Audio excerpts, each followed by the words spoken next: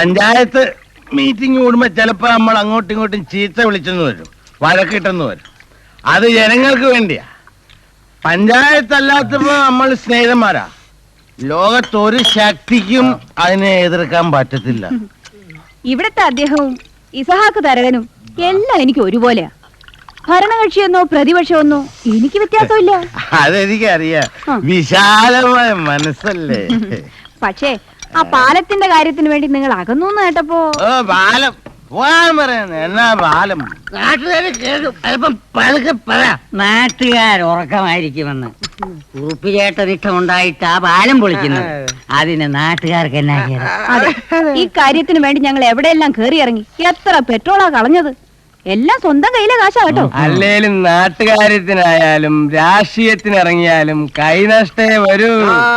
വാസ്തവം പറഞ്ഞാൽ എക്സിക്യൂട്ടീവ് എഞ്ചിനീയറെ കാണാൻ പോകുമ്പോ ഇസഹാക്ക് തരകനെ കൂടി കൂട്ടണമെന്നായിരുന്നു പൊതുവായ നിശ്ചയം.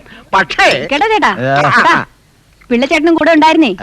ഒരു നല്ല കാര്യത്തിന് വേണ്ടി 3 പേരായിട്ട് ഇറങ്ങരുതെന്ന് ഞാനാ ഉപദേശിച്ചത്. ഈ പുതിയ പാലമാണ് നമ്മുടെ സ്വപ്നം.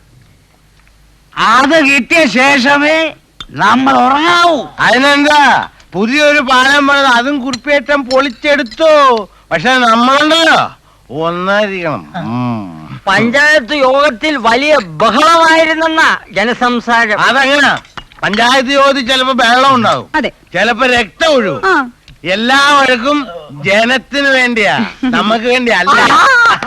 ചേട്ടാ, യോഗം കഴിഞ്ഞ് വന്നാലേ മിനിറ്റ്സ് വായിക്കുന്ന പോലെയാ എല്ലാം എന്റെ അടുത്ത് വിശദീകരിച്ച് പറയുന്നത്. എതിർക്കുന്നവരോട് പോലും എന്ത് ബഹുമാനവും സ്നേഹവും എന്നറിയാമോ?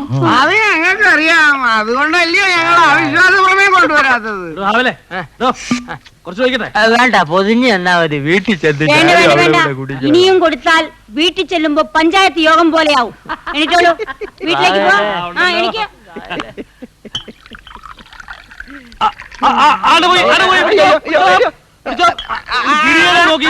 എനിക്ക് ബാറബാസിനെ പൊക്കണ്ട, ഇന്നിവിടെ കിടന്നോട്ടെ, നാളെ കാലത്ത് എടുത്തോണ്ട് പോകാം.